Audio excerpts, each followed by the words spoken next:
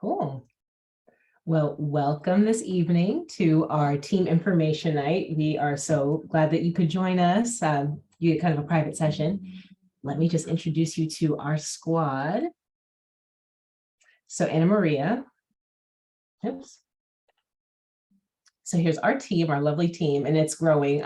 So I'm relatively new to this company. My name is Chris Curry, newly married, Chris Curry Null. I'm the marketing and outreach manager. This is Boss Lady. Her name's Anna Maria Mayberry. She's our executive director. Joanna, who's on this call, she is our program operations manager. We have Kayla, who does our program coordinating, and Sandy, who's relatively new. She has a really awesome story. If you happen to visit our website and go to our blog, she's the feature this month. Her entry into the nonprofit world was through her victory over breast cancer. So Breast Cancer Awareness Month is here, and we got to plug her this month, which was just really special. So like, I highly recommend you give that a read. And then Lauren Curlin is our 5K event manager, and she is phenomenal. That event is going to be such a vibe, such a blast at the end of the season. So mark your calendar for December 4th if you happen to be around to come to that. And let me just tell you a bit about who we are. So we're a nonprofit program that is all across America, international if you count Canada. We have a few teams up there too. And we are just designed to strengthen 3rd to 8th grade girls' social, emotional, physical, and behavior skills. We are one of the only physical activity-based youth programs with compelling evidence that proves that participants learn life skills and then use them in other aspects of their lives. Our curriculum empowers program participants to build what we like to call the 5 C's: confidence, competence, caring, also compassion, and connection, and then character. So just really critical skills that girls need with just like all the negative messaging we have in society that's like bombarding us as women.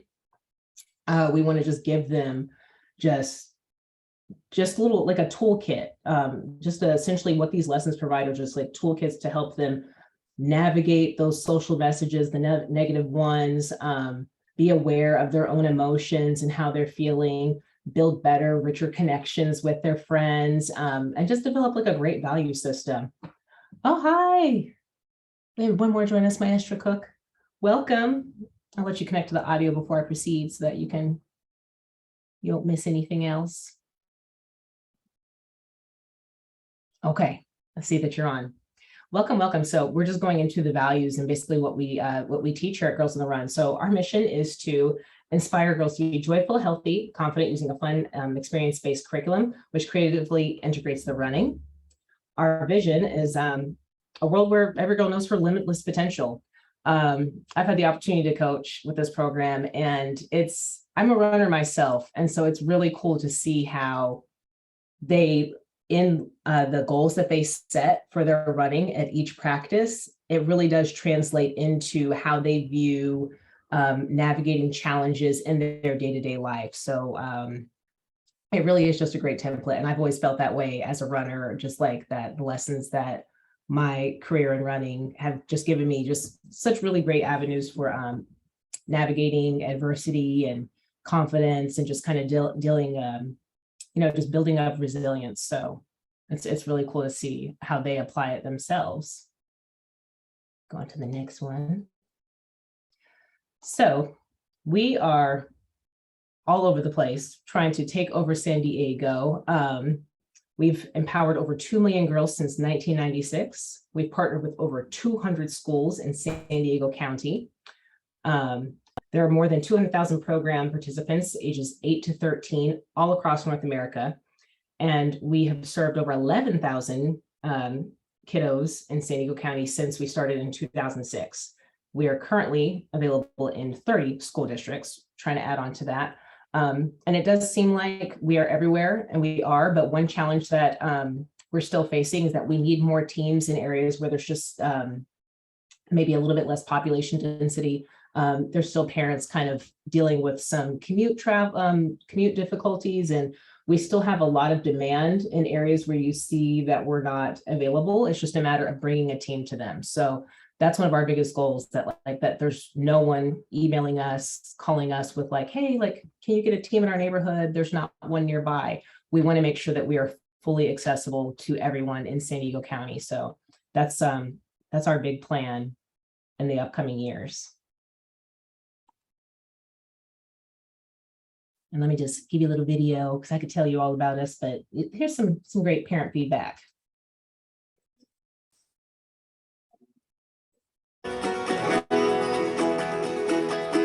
Girls on the Run has a ripple effect across our community and all the families that we serve.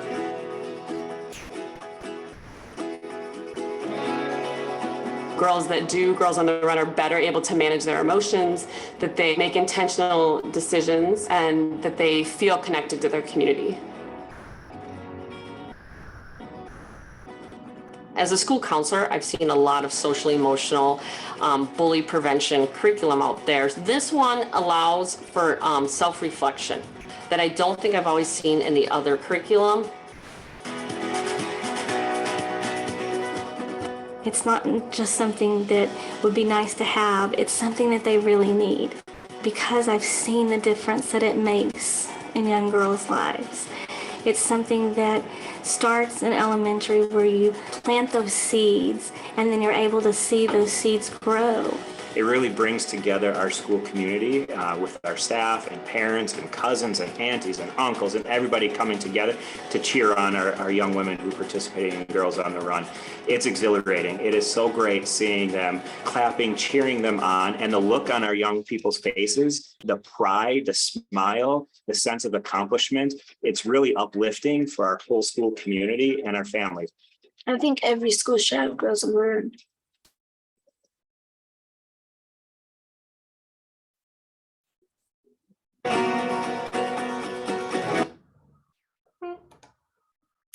And little baby Jayla, she was exactly right. Every school should have Girls on the Run. So here's how we're trying to take care of that.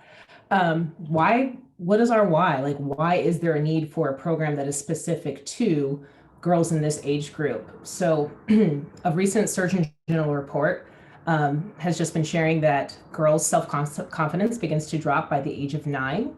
And that's just something that's not very typical of boys. Also, their physical activity levels start to decline at the age of 10, and they just exacerbate as they continue through adolescence. I've coached sports for the past 16 years and definitely can attest to just working at high schools, working in the middle school system.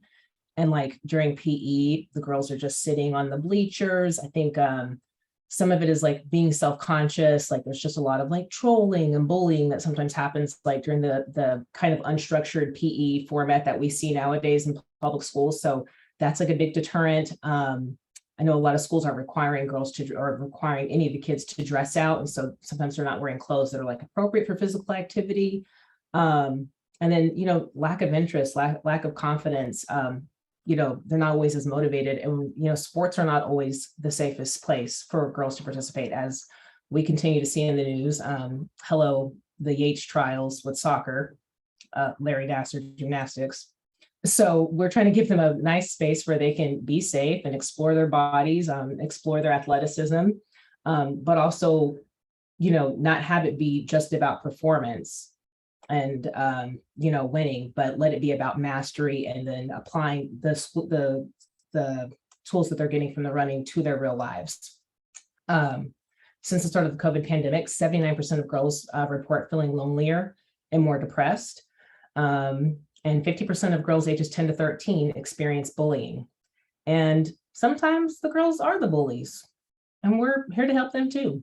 So, you know, there's just definitely a need for that. And I've been sitting in on some of the San Diego Unified and California Department of Education calls that they have with administrators and teachers from all over the state. And they're just basically doing these cool roundtable discussions where they just talk about what they've been seeing in their students since we've all returned from the COVID restrictions. And there's been a rise in, I guess, what they call expulsory discipline and suspensions due to outburst, misbehavior, fights. And so like, it's just even traumatic to be around it, even if you're not one of the kids who's participating in it. So there's definitely going to be an increased need for everyone to have more of this social emotional education coming out of the pandemic. But I'll move on. So at the heart of all of our programming is IDEA, inclusion, diversity, equity, access, just trying to make sure that like no one feels left out, that everybody feels safe. Safety is the biggest part of it. Feeling like they belong. We want girls to feel like they can show up and just be their true, authentic selves, goofy selves, nerdy selves, silly selves, whatever that is, not having to fit into any kind of mold, but then just also teaching them how to embrace everybody for who they are. And I love that our coaches definitely are super compassionate and really accepting of everyone. And the feedback that we get from caregivers and parents and guardians is that their children report feeling, just really safe and just a great sense of belonging whenever they participate with us. So we're just trying to continue to build upon that. And I'm going to pass it over to my colleague to tell you guys about our 3 transformative programs. Awesome. Thank you, Chris. So now that Chris kind of has touched base on the why there's a need for the program, and I'm going to touch base on how we do it, and a couple of more resources to get you started if you're interested in it. You see this is a great fit for your school or community. So as Chris was talking about the challenges that our participants are facing and what we're trying to do to combat that, we also understand that the experience that these girls are having in their stage in life is very specific, right? A 3rd grader is not going to be experiencing the same things as an 8th grader. So we have intentional curriculum and intentional lessons to tackle on these difficulties that they're facing during school or at home, or even in sports and programs that they're a part of outside of school or curriculum based learning. So for our 3rd to 5th grade participants, we have Girls on the Run curriculum, which is what we're known as, Girls on the Run. There are some schools that serve 6th graders or K through 8 schools. So if you have any 6th graders in your school, they are more than welcome to be part of the Girls on the Run curriculum as well. Typically, these teams are 8 to 20 participants. You need a minimum of at least 8 girls to begin the program, and it has to do with the content and the conversation driven learning that the girls are going to be getting out of the lessons. And for the same reason, we have that maxed out at 20 participants. And they will be meeting for two times a week for 90-minute lessons, and they're offered, trained volunteer coaches, which we'll be talking about a little later. All of the curriculum and material supplies, it's all provided by Girls on the Run. For those of you that may have middle schoolers or 6th to 8th graders, we have our Heart and Soul program. So again, these lessons are specific to what these girls are facing during this time in their life. The team for this is a little smaller. It's still a minimum of at least 8 participants, but we max the team at 15. Both programs are 10 weeks programming.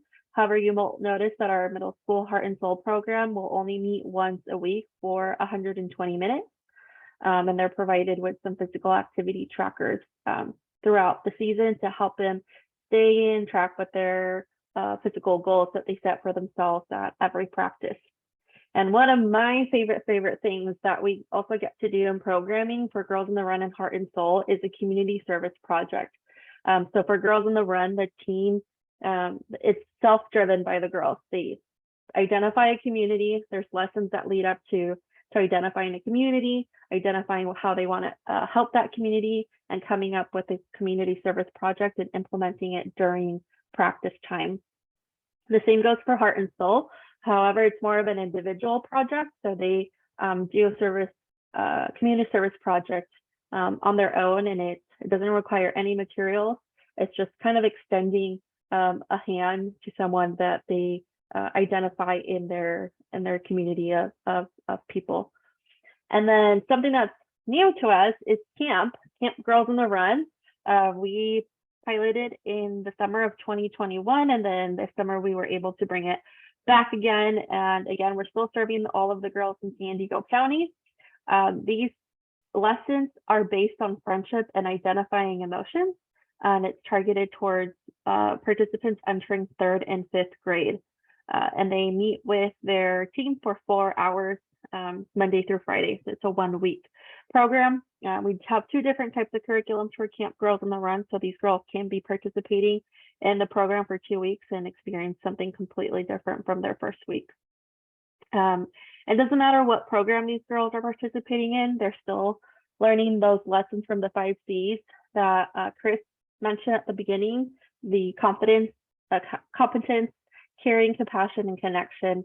All of our participants are going to be learning a little bit more about those 5 C's, and we see improvement from their very first time with us all the way to the end.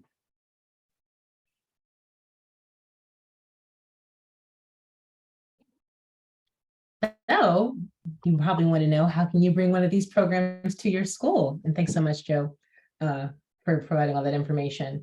Sorry, just to touch back on that. What's really cool about the Impact Project is that, you know, like as a nonprofit, you never want to like come at kids and come at communities like from a position of lack. And what that does is it just transfers that power right back to them, to kind of just show them just like how effective they can be when they come together and work together. And it's just so, it's really cool to hear them like do their little ideations for their programs and all the people they care about in their school community and who they want to help. And they're like, we want to do stuff for the cafeteria ladies, and we want to do stuff for our principal, and we want to build a garden. It's like, it's really special to see. It just like makes you feel so good about the youth of today. But yeah, I digress. So how do you start a team? We'll start with number 1. You need a team liaison. That's numero uno. That's our top dog. That's the most important person in this process. They fill out the team application typically. They also obtain permission, verbal or written. You don't have to turn it into us. Just let us know that you did it, from the principal authorizing us to be on your program, to be on your campus, and to bring the program to you. The second part is identifying team coaches. And we'll go into who makes a great team coach. The application requires you to have a minimum of 2 names on the form. And if you can provide those 2, you can let us know if you think you're going to need more. And we're happy to help support that. The team liaison will also let us know if your campus allows us to bring in community coaches. So people from our pool of volunteers, sometimes staff is supporting that. So that will be up for the liaison to communicate with the principal and other school admin to figure out who's allowed on campus and who's not, so we can accommodate accordingly. The next part is setting the team calendar and the practice schedule. And that needs to align with any in-services that are coming to your campus, school holidays, parent-teacher conferences. That way, the 10-week program ends in time for the celebratory 5K event. So, you know, you can, when you fill out the application, if you're still trying to figure out those dates, that's okay. We can change them by the time the program starts, but you definitely want to get an idea of what that school calendar is looking like. And we definitely have access to most of the calendars, at least like the holidays for each school district. So those are all available online. The next step is choosing a dedicated indoor and outdoor space for the practices. And this looks like a lot of things. Some schools have tracks, which is really nice. Other schools just use a blacktop. That's super effective. Grass fields, just any open space, parking lots, if they're safe and they're closed off during the day for the practice. You know, there's just really creative ways you can see it done. If you go to our social media pages, Instagram especially, we have videos of different teams in our reels. And you can just see that they're all on different surfaces when they do their team sessions. So, you know, getting creative, just making whatever you have work. Step 5, completing that application before the deadline. If you are seeking funding, that deadline is coming up real quick. It's November 9th. If your team is not seeking funding, and we'll go over what that is, January 16th is the date for that. So we want to get that in ASAP. And then my favorite part, the Girls on the Run coach training. So this is super fun. We try to pick sites all across San Diego County so that they're accessible to everyone. And this is a mixture of video modules and also an in-coach training. New coaches go to that in-person new coach training. And then Joe, correct me if I'm wrong, there is a coach training for like the returning coaches. There's the coach training for new coaches. If we have volunteers that have been with us for 2 or more years, then we ask them to go back to that new coach training. There's also a coach training, so it's for like the main coach. It's called the head coach kickoff. Then we touch a little bit more about the logistics of the season, but only the main coaches attend that. Thank you for clarifying that. Yeah, and like the main coach sometimes is the team liaison, so you can be a team liaison and a coach. That definitely happens in a lot of circumstances. And there's also a lot of cases in which the team liaison does not coach. They're just kind of more them being that middleman for us. So you definitely can connect with me to kind of figure out what might work best for your school. Then the next part is we come in, go to SD, swoops into support participant training. And so that looks like me sending you team flyers, digital print materials. We have a really cool Pinwheel app that helps you with like tracking attendance and communicating different messages. So we sort of swoop in to help with that. I can also come to your campus. We can speak at assemblies, pass out flyers and, wait at carpool lines, like whatever that looks like. We sort of help you strategize what does the marketing plan look like for recruiting kids to come into the program. And then the season launches, and it's kind of a rolling start, just depending on what works for your school calendar. But early February, kind of like those first 2 weeks of February is when you can expect to have your team start date, just based upon your school calendar. The next one. So just breaking down that team liaison role. They're the main point of contact for the caregivers and our staff. They attend a pre-launch info session with our staff just to review the logistics. So just going over that calendar, details about your school that are like really important to us. They distribute the team flyers. They help caregivers access the registration forms, and they get to choose whether or not that form is online exclusively or printed exclusively. Some, different schools have different needs, but we can accommodate both. If they opted for the physical registrations, they're collecting them, and they're also collecting those physical payments. And then we coordinate picking those up and getting them from them. And they're champions for our program. They're spreading the word. They're helping to promote it, and just advocating for the work that we do. So that's why they are just really important for us, and we really appreciate all of their efforts to keep us going. Next are the coaches. So we have the main coach, and then we have co-coaches. And all coaches are youth empowerment champions. They advocate for the holistic well-being of our kids. They're positive, they're trauma sensitive, they're caring. And you don't have to be a runner. You don't have to be athletic.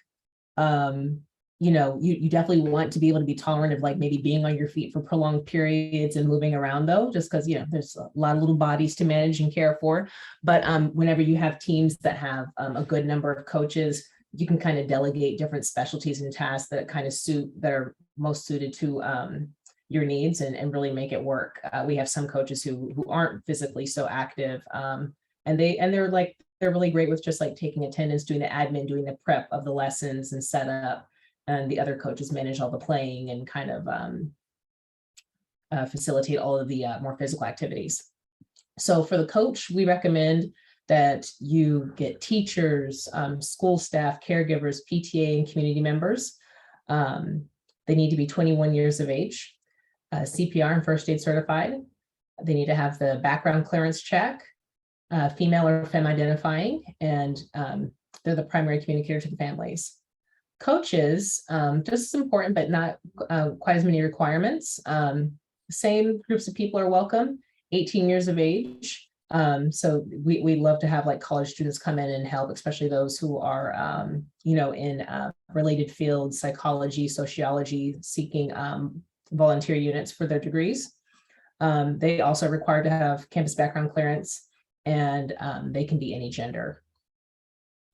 So, skipping along. Chris, can I mention something really quick about coaches, because there was a question.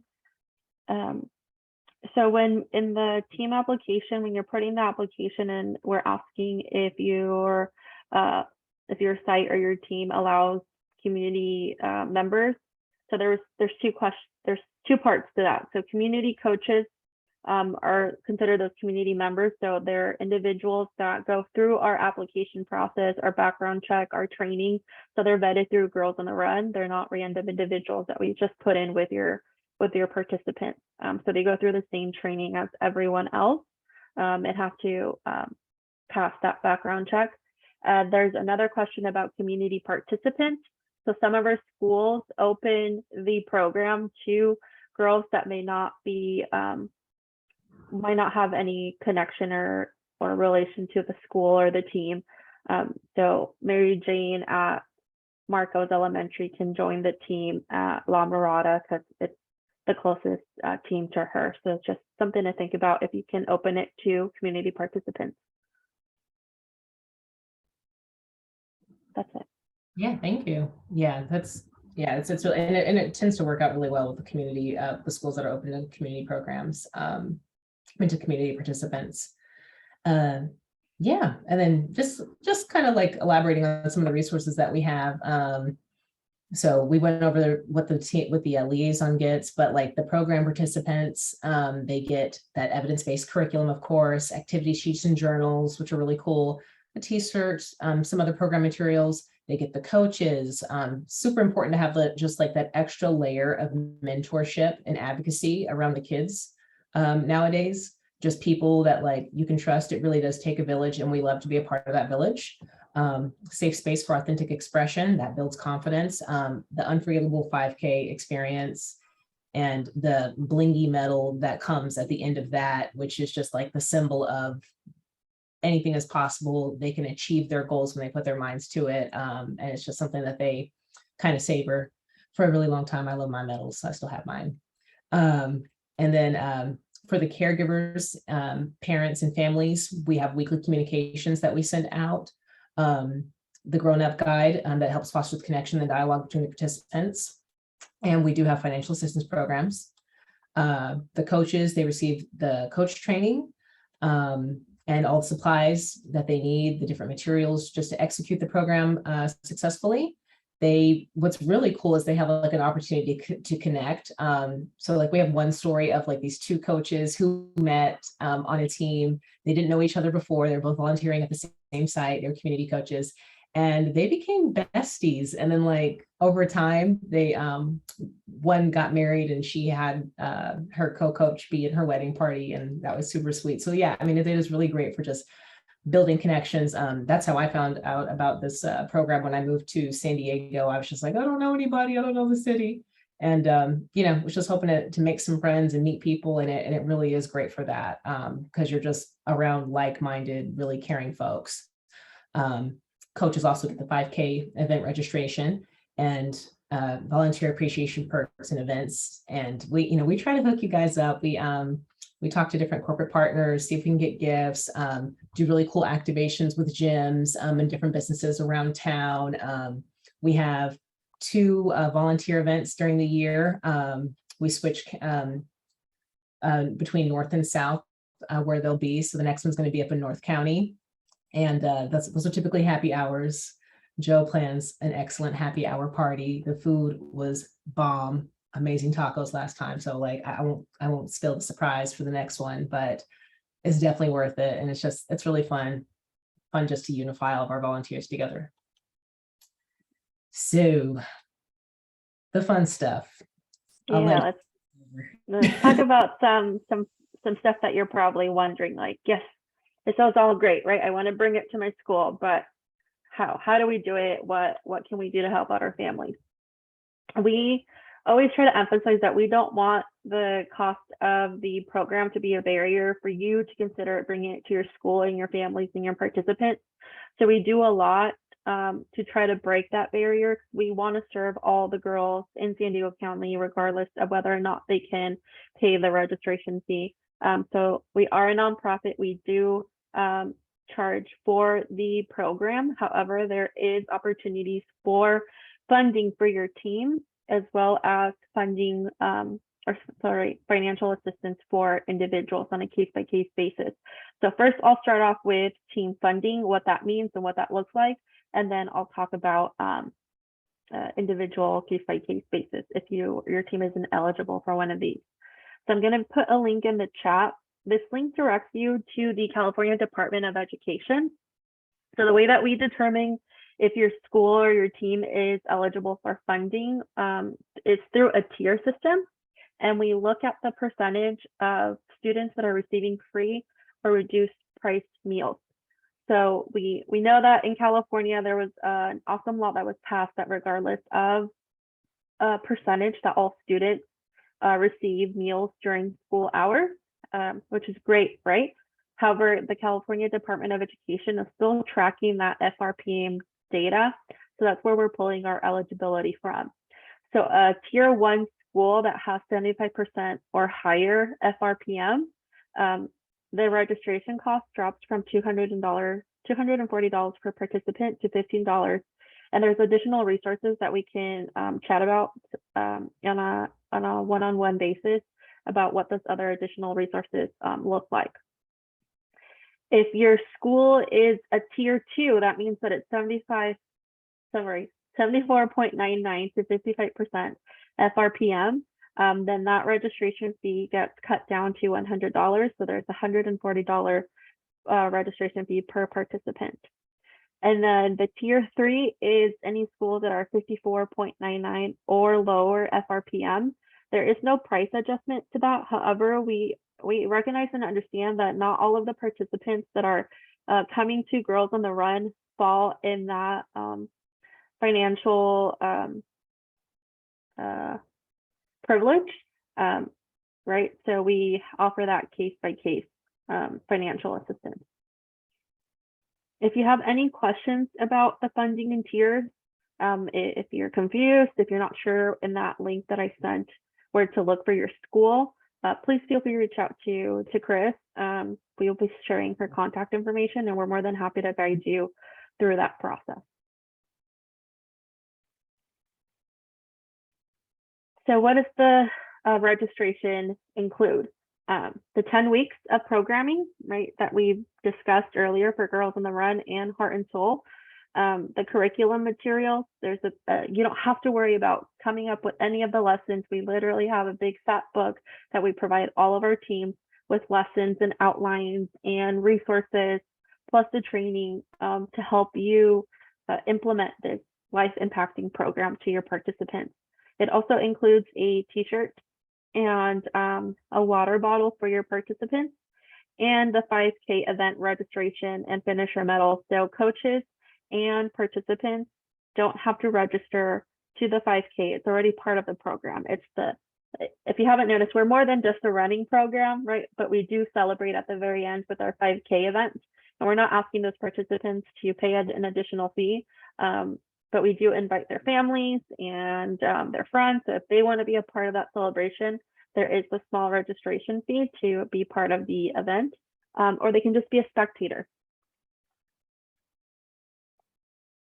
And then for those teams that don't qualify for the financial assistance, but full team scholarships, we came up with several different options for families that may need financial assistance to reach out to us, and I will provide them with a discount code to register online, and that discount code takes that percentage off directly in the end. I try to make it as accessible as possible. I don't ask for any proof of documentation. I am doing it based on the honor system. So when parents reach out, say that they have any type of hardship, I send them literally a list of different financial assistance options that we have, ask them which one they're eligible for, and then I send them a discount code directly for them to put in that registration.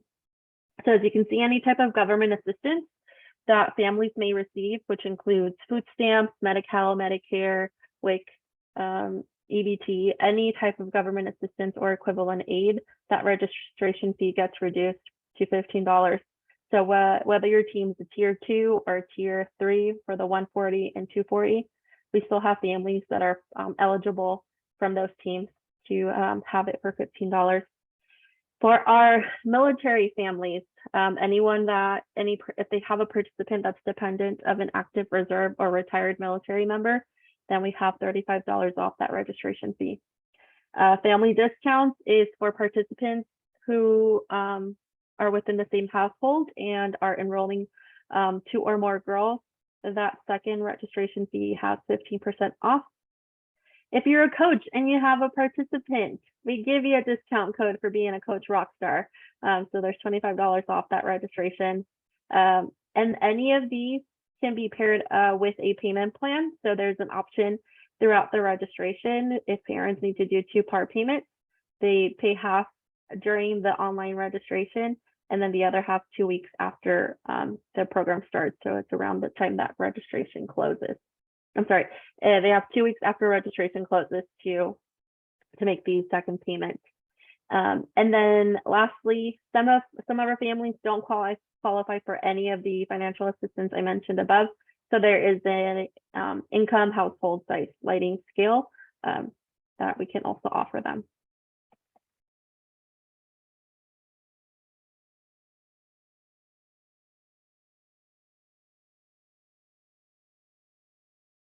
You're muted, Chris. Sorry about that. So these are the dates you want to save, and you don't have to like write any of these things down. We will send you a follow-up email that has the team guide.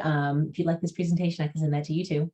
But yeah, we'll have links and the team guide for you with all of this information. But teams that qualify for funding based upon those tiers that Joe was explaining, November 9th. So that's coming up. Our board reviews those applications and then determines who we can allocate that funding to.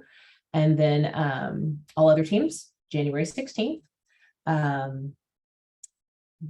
Like we said, those first 2 weeks of February is when the spring season will launch. And then May 7th is set for our celebratory 5K event. And then, yeah, we just want to invite you to, while you're in this decision process, stay connected with us. I'm just going to drop some links in the chat, but LinkedIn, we share really great articles and information, research that kind of like inspires some of our work and our programming. Instagram, we're always sharing videos about like our coaches and our participants and some of our outreach efforts.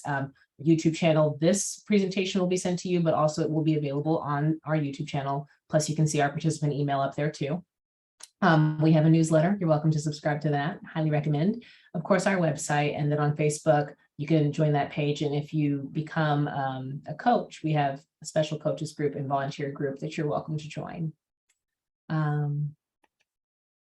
And yeah, that's just a picture of our Instagram, so you can see the fun over there. But yeah, that's pretty much it. And we'll take any questions. Thank you so much for following our presentation.